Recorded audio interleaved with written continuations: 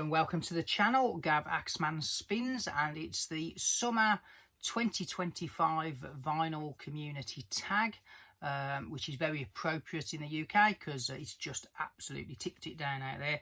So the sun is out now, but about 2 seconds ago the heavens opened, so our typical Great British summer has started again. This year it's been set by Martin the Martian Vinyl. That's the name of the channel. So Martin, I've been subscribing to Martin for a few years, and he does some great kind of travel log videos. He's always buying records in exotic places. He involves his wife, does some of the filming and occasionally appears on camera. He's even roped in his daughter. It's a proper family affair channel. So if you haven't checked Martin's channel out, well worth doing. UK, down south, and he picks up some really great records, very much into his UK first editions or country of origin first editions, and primarily kind of late 60s, early 70s kind of rock bands. And he picks out loads of stuff. I haven't got a clue who they are, so very informative channel. So we set 15 questions, so I've got 15 records to show you, and I will have to read notes because the topics are done in summer kind of fun puns, so I'll be reading some stuff out. So the first one is a recent heater, and I think by heater it means a grail find. So originally I was going to show something else, but the weekend I happened to be in a local record shop. I'll give it a plug, shall I? I'll give it another plug in later as well. So Psychotron Records in Boldmere. Wasn't really intending going in to buy anything. I was going in to actually say hello to someone, more of which later. And I happened to look up on the walls, and sometimes it's like buses, isn't it? When you go into a record shop, sometimes you don't see anything at all. It's a bit uninspiring. I looked around the walls at Psychotron, and there was probably about 5 things that I would have classed as grail type things. 2 I'd not seen in the wild before, and another couple I'd seen but at much higher prices. And what was great was that these were some fairly rare stuff, but the prices were not high enough to make you just go, oh, not worth looking, not low enough to make you kind of think what's wrong with that, but they were right at a pitch that you thought, well, actually that's a really fair price.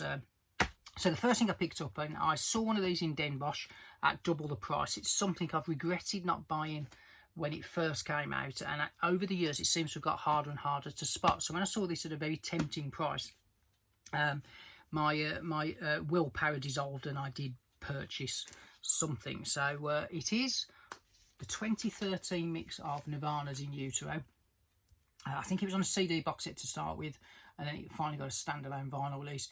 But it came out obviously in 2013, so it's 12 years ago, and I don't think it's been repressed since. So it's cut at 45pm, double album, nice gatefold, and this is the original version of the album that was presented to Geffen, fully, he wouldn't say produced, would he? He'd say engineered by Steve Albini, and it was kind of rejected by the record label and said you need to go in and put a bit of fairy dust on a few tracks, and Scott Litt, who was the REM producer, was brought in to do some stuff, particularly on things like a heart-shaped box. So haven't had a chance to listen to it yet. I've literally only picked it up a day ago, so it is a marvellous kind of grail to find, and it was half of what I saw it for in Den Bosch. So I was delighted to see it.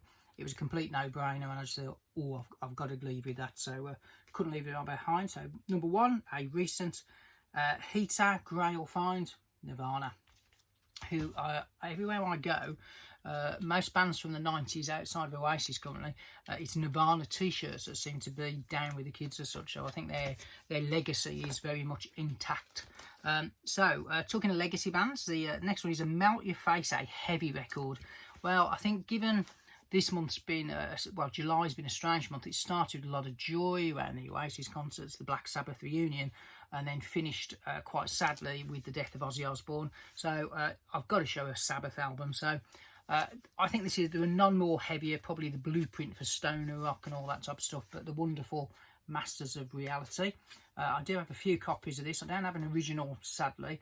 This is a nice red vinyl one with the NEMS and a slightly different colour font. In terms of having an original, this is probably as close as you get in terms of a replica. So this was a record style reissue, which does have the box and the poster and that type of stuff. And obviously you got the lot slightly more purple font.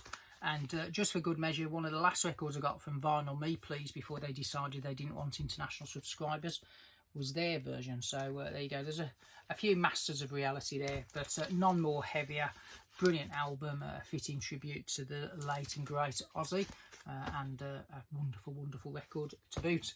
So yeah, that's a good one.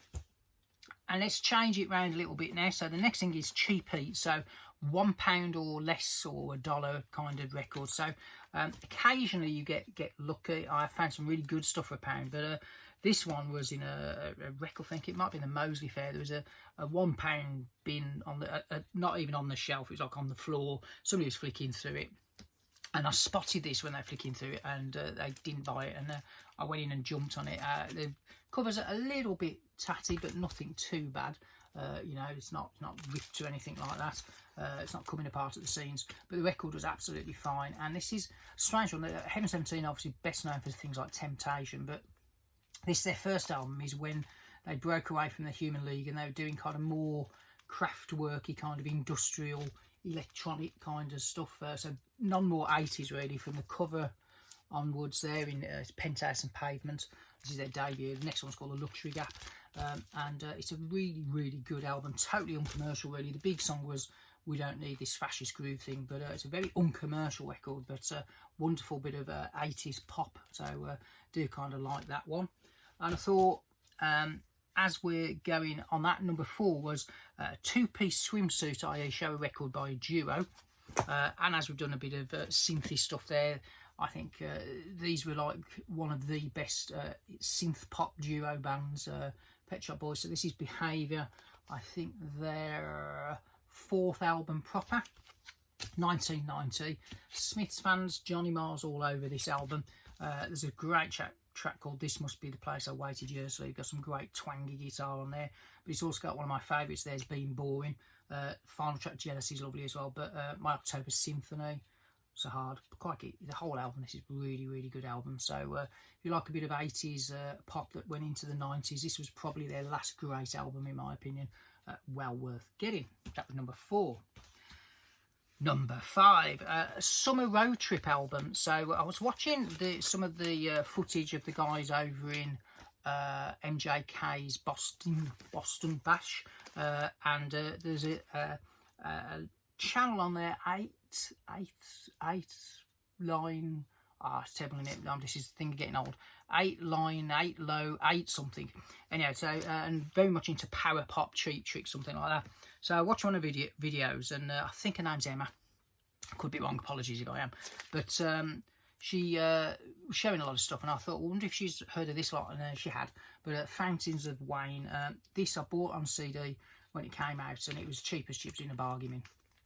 The opening track, Radiation Vibes, one of my favourite kind of 90s singles. So, and I think Morton over in Norway has just showed some of their stuff on his channel as well. So this is the kind of limited version that when it got a vinyl kind of reissue. Maybe it's the first one. Yeah, limited edition. Yeah, so numbered edition, job on MOV, but great band, and that's proper power pop, very summery. So one to get if you've not heard of them. So number 6, a car boot charity shop find. So I don't go to many car boot sales. In fact, I can't remember the last time I went to a car boot. Charity shops I'm in and out of. I tend to find more CDs and books in the UK charity shops. The vinyl's normally rubbish, but I do go to a lot of antique centres, and I went to one not long ago, more of which will be coming up in a vinyl finds. But in the Malvern Hills, which was beautiful, I did find for a whole £5 a few records, and this was one of them. So this is Wishbone Ash and New England, and the part of the reason I bought this, because so far all the new Wishbone Ash albums I have bought, I think I bought 2 or 3, have all been really enjoyed.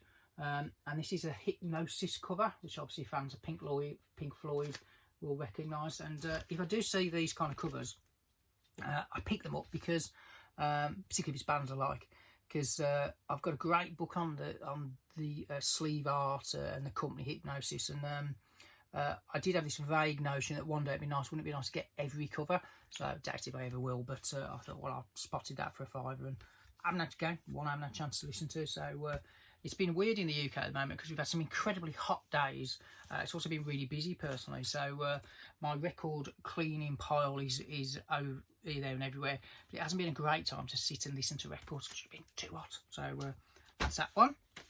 Number 7, show an album with a picture of the sun on the cover. So I thought I'd show a bit of love for somebody who gets perennially slagged off in the vinyl community and is nominated for a very unflattering award pretty much year in, year out. He was an anti-vaxxer, let it go, people. Done a lot of good work for drug rehabilitation. So Eric Clapton, this is one of his 80s albums called Behind the Sun. Phil Collins is all over this one. I think he produced it, but that is a sun. But it does have one of my favourite of his later songs in Forever Man, which is Open Side 2. Wonder what the gatefold's like. I can't remember. It's been that long. There you go. Nice picture of Eric in all his glory there on a very sunny UK day. So that's not a bad album, actually, to be fair. What's the other song on there that's good? Same Old Blues, I think. Pretty good. So yeah, that's worth having a look at. Cheapest chips type album. You find that at record shops for a £5 left, right and centre. So staying with the summer sun theme, the next one is a Campfire album. So this one is a more recent album. I think it came out in 2001. And this was, I think it's might have been his first vinyl issue. And I bought it on CD. I went to see these guys live. A chap called Johnny Bramwell, and he did a little acoustic thing in the bottom of the Civic Halls in Walls, and it was a tiny thing, and it was like tables and chairs and nice candles going, all seated. There was only about, I don't know, 50 people there, but it was a really great gig, one of my favourite gigs actually. And he signed my CD for me, signed my ticket, and he was a really nice guy. So not as well known as he should have been. He did, I think they had a little bit more success 2 or 3 albums in when Elbows produce frontman helped produce an album, but they're one of Manchester's best kept secrets. So I Am Clute with the album Natural History. I don't think this cover did them any favours, but some old ladies on the back and some old chaps looking fairly menacing on the front, and that's the band. So was it a Jane Fonda film? I'm close. I can't remember. Yeah, something like that. But really good little band. If you haven't heard of them, check his stuff out. Very good. Now, sticking with the acoustic thing, the next one is a Summer of '69, show an album released in 1969. Well, there's a big box set just come out. I sadly didn't buy it. I ummed and ahed. I thought the CD version was quite expensive, so that put me off that. And the vinyl version, I thought, how much will I listen to outtakes of this album? And now it's kind of sold out. I'm regretting not doing it. But 5 Leaves Left by Nick Drake. Well, what more can we say? Fairly local to me. I've done a bit of a pilgrimage to the gravesite in Tanworth in Arden.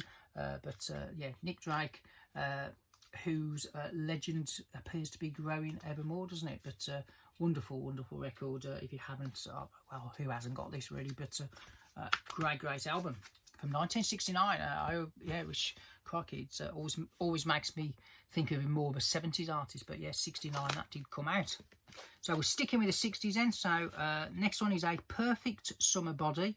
Obviously I can't show myself, so I've got to show a record, and basically this is a classic with you would not change anything on it. So now this album comes out in 2 versions, the UK version and a US version. Personally, I would take the UK version over the US version every day of the week, because not having the big singles on it actually makes the album a better listen, because the singles are so well known, they're so familiar, they can be a tad kind of like overplayed, so whereas the album isn't. So here we have the Jimi Hendrix Experience's debut from '67. Was it the week before Sgt. Pepper this was released, something like that?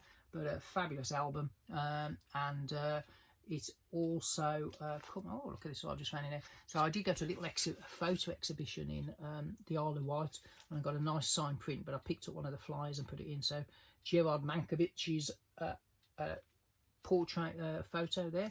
But this is brilliant, and as I say, singles left off, so it is just some of the more obscure kind of album tracks. So Third Stone from the Sun, that's that psychedelic thing. I think it get used in an advert. Are You Experienced? May This Be Love. Fire, great, used to open a lot of his concerts with that, didn't he? Red House, the bluesy one. Love or Confusion. It's a proper psychedelic masterpiece, and this is a nice mono copy where it just blasts out of your speaker. So fabulous album. I don't really need to say any more about that, do I? But if you haven't got that, people, go buy. That was number 10. Number 11, The Summer of Love, Shoutout current favourite. So I've just done a review video, an unboxing if you like, the latest from Paul Weller. Very summery album. Find El Dorado. Covers record, really interesting covers album. It's been really kind of some obscure stuff on this, but I've listened to this. When I did the video, I listened to it 2 or 3 times, and it's definitely better than his last covers album because it's just a lot more interesting.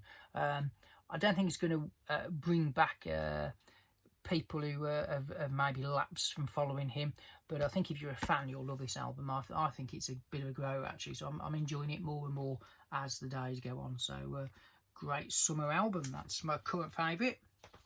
Now, question 12 is Summer of Love 2, shout out to a VC channel. So I mentioned earlier I'd been down to Cyclotron Records in Boulmere. And part of the reason for that is I knew on a Saturday that a VC channel member does a bit of work there on like a part-time basis, along with Pete, the owner. So the channel I'm going to shout out is Steve Whitty, which is Whitty. I'll put links in the descriptions and comments and stuff. But Steve's a fellow kind of a dummy, but I can't believe his channel was never kind of boosted over to me, because I've been watching vinyl community videos for 4 or 5 years, and I only came across Steve when literally I was sat next to him on a coach trip up to the Leeds Record Fair, and he was introduced to me by John, the 6-inch pianist, and Steve said, "Oh, I've got a channel too," and I just couldn't believe that I'd never come across him. So yeah, so shout out to Steve Whitty, who sometimes works at Cyclotron Records, but also has a very good VC channel, shows a lot of interesting stuff, picks a lot of stuff up from charity shops and stuff like that, so well worth having a check out. Right, number 13, a recommendation, and so his second Summer of Love part 3, I think. Recommend an album to someone. So when I've done some of these videos in the past, I've talked about the band Shack that arose out the ashes of the Pale Fountains. That's a good little CD box set that's just come out. But Michael Head, who's doing some solo stuff now, and actually I think that the Shack have got back together doing some gigs, that he did a little kind of side album called The Magical World of the Strands, which is this one. Very nice gold foil vinyl there, and that's just been reissued. There he is, and it is a marvellous record. So I bought this on CD back in the day, and it's a little gem. It died on its arse. I think the record label it was released on went under or something, but it's a really great little album this. So if you want something a little bit obscure, Mersey kind of psyche folky kind of stuff, definitely echoes of the Beatles as you'd expect, but a great album. And if you haven't heard of Michael Head, a biography is coming out shortly, and Shack are doing some stuff as well, so great album, well worth getting. 2 to go.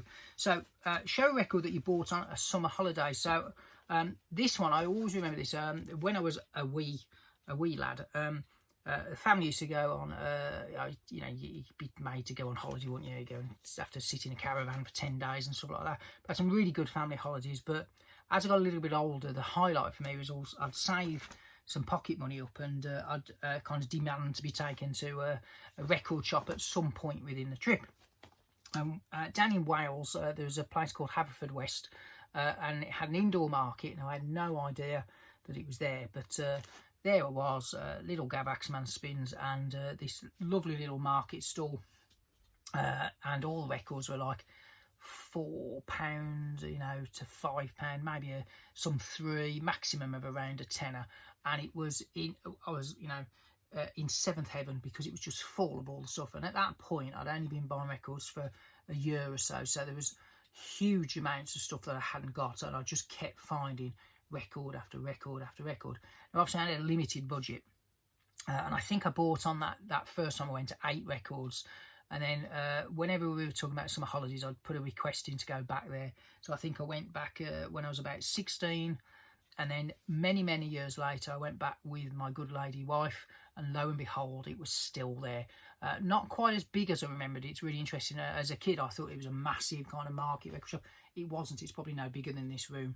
And I still found some great stuff when I went back 30 odd years later. So Averford West Market is probably still there. There's a little record stall in there. Go check him out. But the records that I bought 8 on that first summer holiday, and I can kind of remember most of them, but one that I've always really enjoyed, and this is that very copy, and I've played this over the years over and over again, and I'll never get bored of it. So Asia, The Ashes of Yes, wasn't it? So Steve Howe's on it, Roger Dean artwork, which is brilliant, isn't it, on Geffen Records, John Wetton from Yes, Carl Palmer from Emerson, Lake and Palmer on drums, Jeff Downs on keyboards and vocals, and Heat of the Moment's the big song, but the other singles, Only Time Will Tell, Soul Survivor, great as well, Wildest Dreams, Open Sighted, but I like all of that. Here's the track listing, you can make that out. But brilliant artwork, brilliant album, and I highly recommend it. And again, it's one you do tend to find at record shops at fairly reasonable prices. So if you like a bit of 80s melodic, bit of prog, I personally think that's better than any Yes album, but there you go. I shouldn't have said that, shall I? And Genesis. But the last one, number 15, a most overshadowed album. So it's a record that followed up a huge seller and has therefore forever more lived in its shadow. So also in that summer holiday where I bought this one, I bought this one. So for those about to rock by AC/DC, the follow-up to Back in Black, wonderful gatefold, look at that. It's got cannons on it, you know. They had bells on the first one of Hell's Bells, but they had cannons on the second one. I think this is a great record. Mutt Lang production, sounds phenomenal. This is that very original copy they bought all those years ago on the lovely Atlantic label. There we go. And it still sounds brilliant now, and I think it's forever overshadowed by Back in Black, but there's some cracking tunes on this. The 2 singles, obviously the title track, but Let's Get It Up, that's a cracking song. It just leaps out the speakers, things like Spellbound, Breaking the Rules, Evil Walks, COD. It's just a brilliant album, this is. So there you go, Martin. Most overshadowed album, AC/DC for me. And believe it or not, folks, that was 15 records in 20 odd minutes. So thanks for Martin for setting the official tag, the summer 25 tag. I think Noble Records did it last year, so Martin's jumped on and done it. If you're in the VC and you want to jump on the tag, please do. If you're not, then just go check out Martin's channel and Steve's channel too. That's it. I'm over and out, and thank you for watching.